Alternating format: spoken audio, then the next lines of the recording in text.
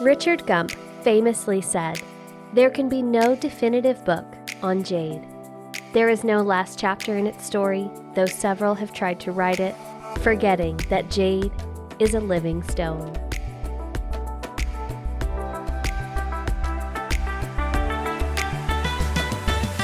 Few gems, if any, rival jade in cultural and historical significance. Jadeite jade is rare, translucent, and lively. Nephrite jade is mysterious, enticing, and the toughest natural gemstone in the world.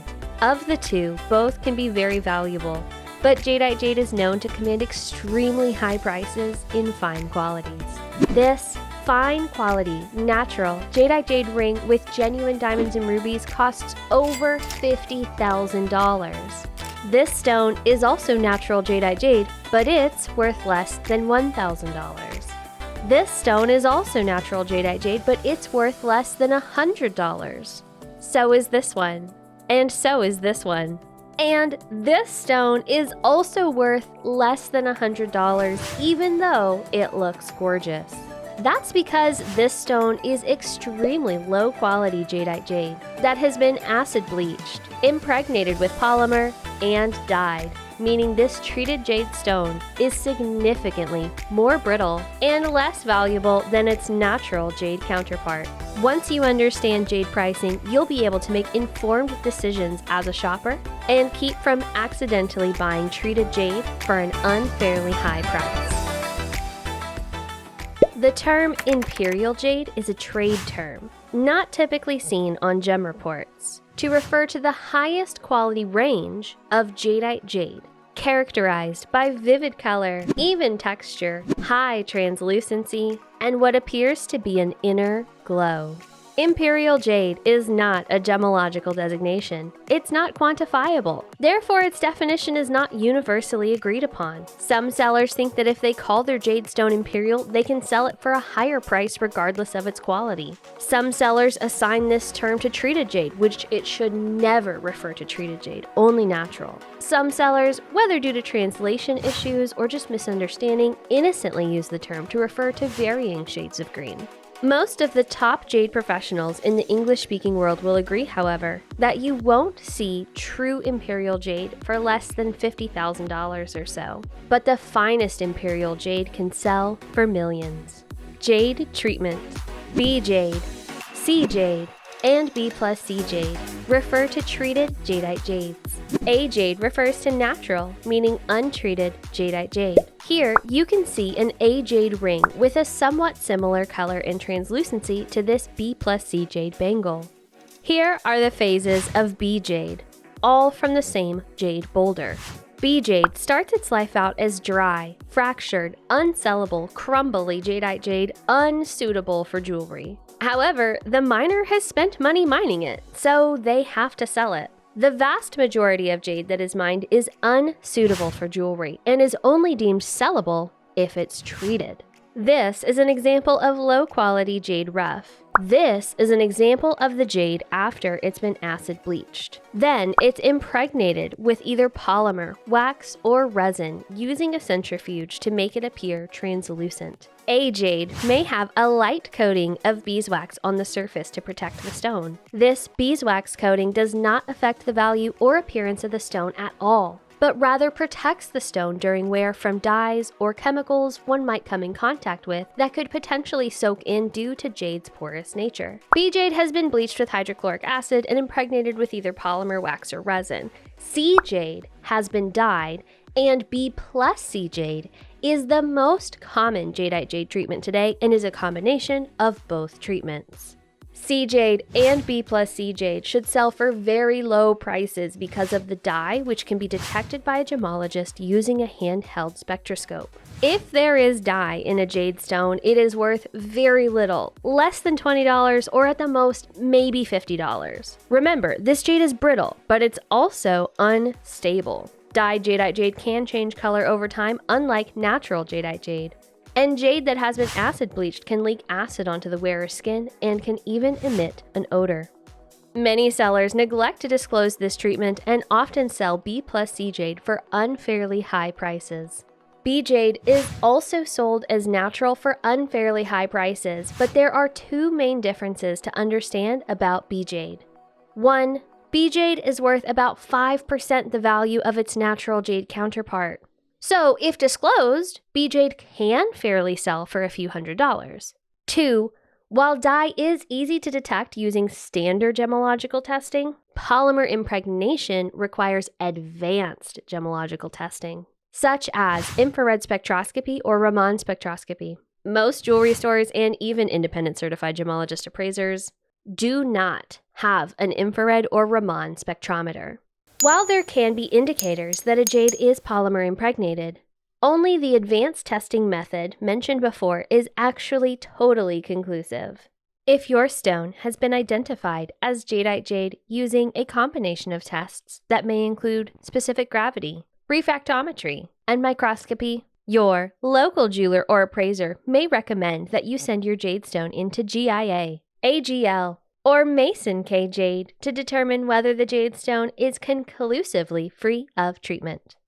Look at how similar this B Jade carving looks to this natural A Jade carving. It is impossible to tell which one is treated based on appearance alone. This jade has to be tested.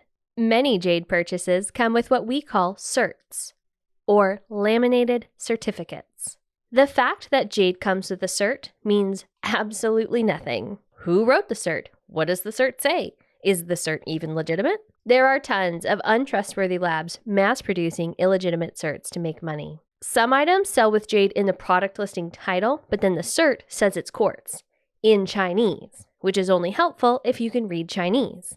Some certs are straight up forged. If you purchase a jade piece secondhand that has a certificate of authenticity from Mason K Jade, this may be legitimate, but I recommend you call the Mason K office in Colorado and cross-reference the report number to make sure that it's not a forgery. If you purchase a jade stone with a Gem ID report from GIA, I also recommend cross-referencing the report number. GIA and Mason K are both trustworthy, but anyone can print a fancy piece of paper.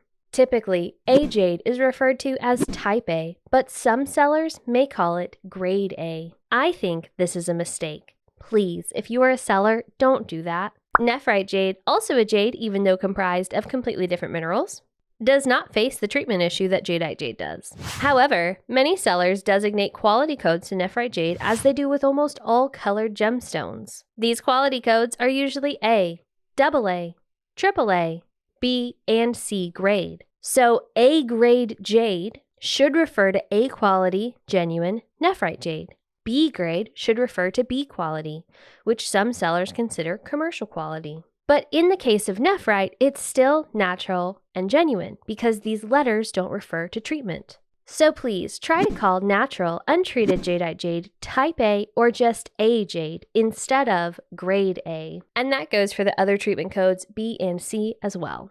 Possibly more common than treated jades posing as natural are jade simulants, such as this dyed green quartz pendant shown here. Dyed green quartz deceives many customers because it has many of the same attributes as high-quality, natural jadeite jade. Because of these shared attributes, at-home jade testing is almost completely ineffectual. Dyed green quartz has a similar hardness to jadeite jade, a similar thermal conductivity, and the same glassy luster. Sometimes, dyed green quartz can be distinguished from jadeite jade based on appearance, but some fakes are very good. The best way to tell if your jade is fake is by the price. If your jade has the ultra-fine expensive look of a $20,000 piece, but it was only $1,000, then it's not natural jadeite jade. Training your eye for jade quality will help you make this distinction, and I have a lot of videos on this subject to help build your understanding on the correlation between natural jade quality and pricing.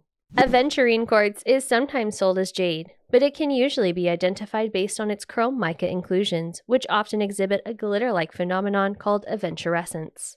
A strand of aventurine like this should sell for around $300 or so, but a natural jadeite jade strand in a similar color should sell for thousands. Here, you can see a range of jade qualities. These are all natural jadeite jade, which is evaluated based on its color, its translucency, texture, luster and polish, size, and if it's a strand of beads, how well they match. This is an example from my live stream on jade loose stone qualities, comparing two loose jade stones with almost a $37,000 difference in price. The difference comes down to quality, size, and the sheer rarity of the stone on the right. Let's discuss color in jade valuing. First of all, certain jade colors are simply more desirable than others. This means that all other factors such as size, translucency, and texture being equal, a green jadeite jade stone will be more valuable than a yellow jadeite jade stone. Green and lavender are the most valuable colors of jadeite jade. Color is evaluated based on hue, tone, and saturation. Hue is the actual color, and in most gemstones, a true color is more desirable, meaning that jade is more rare and more valuable if it's closer to a true green than a blue-green. Tone sort of refers to lightness and darkness of a gemstone, but in the case of jade, it usually refers to grayness. The less gray, the better. Saturation refers to the richness of the color, and this has a huge influence on value, as lesser saturated jades are more common and higher saturated jades are more rare. Translucency refers to how well light moves through a material. Jadeite jade's translucency comes from its internal microstructure. The smaller the microstructure, the closer the grains or microscopic jadeite crystals are together. The less space there is between them, the stronger the bond. So in this case, the jadeite jade is both tougher, meaning harder to break, and more translucent.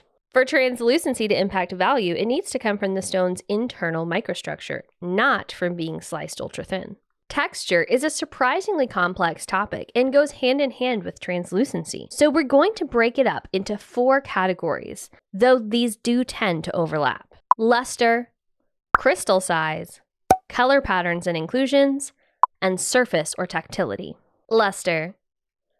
Luster is directly correlated to translucency because it's determined by the compactness of jadeite jade's internal microstructure. Luster refers to how light interacts with the surface of a gemstone. So a gem can have a metallic luster or a soapy luster. Jadeite jade has primarily a glassy luster with a secondarily greasy luster. You can usually evaluate the luster of a jade by how well light reflects off the surface, and this can also give an indication of its translucency. Crystal size. Jadeite jade is not a single crystal gemstone like a diamond or ruby. It's a polycrystalline aggregate, meaning it's comprised of microscopic crystals compacted together. The smaller these crystals are, the tougher and more translucent the jade stone. When these microscopic crystals are larger, the trained eye can see light reflecting off of the small crystal faces. These look like sugar or salt. Larger crystal sizes means poor texture. Color patterns and inclusions. Chromium and other elements can group together in some parts of the stone more than others. This creates a surface with varying hues, tones, and degrees of saturation. Other crystals that have formed in the jade stone, such as albite or mica, are called inclusions. Some sellers refer to these color patterns and inclusions as texture, surface, or tactility. The surface or tactility of the jade stone. How does it feel in your hand? Does it feel dry? How does it feel to your skin? If it's dry, if it doesn't feel amazing, then it's probably considered a poor texture. So now, let's take a look at the fine jade from the beginning of the video. Does the price tag make more sense? Finer jade stones. Jadeite jade that has a desirable color with a true hue, nice tone, and vivid saturation.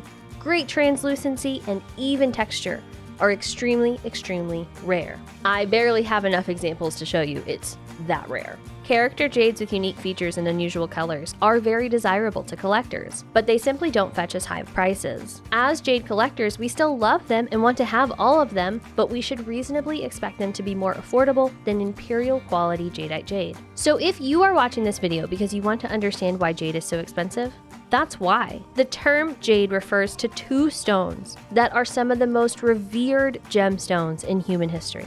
Jade is revered, it's beloved, and in fine qualities, it's remarkably rare. It should be valued, it should be appreciated, it should not be sold cheap. We didn't focus on nephrite in this video because it's not considered to be the expensive jade. There are 2 gemstones called jade. Jadeite jade and nephrite jade. Many people believe that nephrite jade is cheap, but this is not the case. Nephrite jade is a very durable stone with a long history and is very desirable to collectors in fine qualities. Historically, white nephrite jade was revered by every single Chinese dynasty.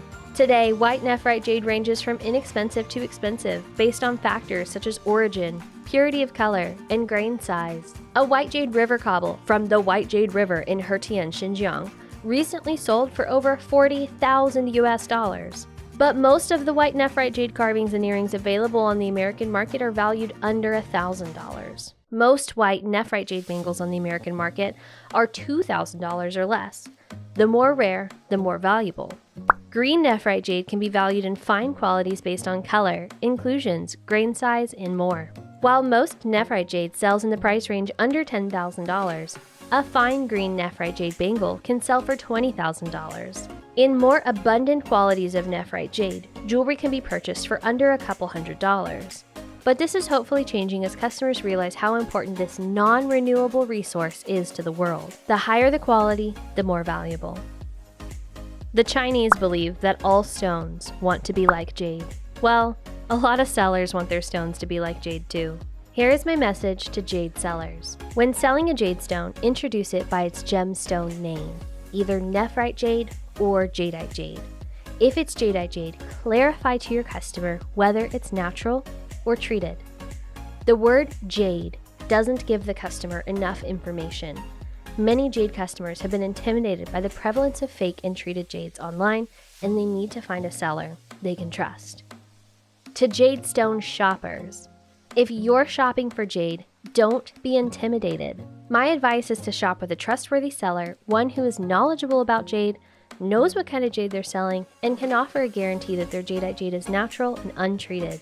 If you're shopping at a local jewelry store, don't be afraid to ask to speak to a staff gemologist. This is their job. It's what they're there for. If you're shopping online, don't be afraid to ask for additional photos and videos of the piece. Call the seller and make sure a real person answers your call. Shop with a company that has a return policy or is based in your country so that you might have recourse if they sell you a non-jade as a jade. Be careful, do your research, and don't be afraid to buy jade.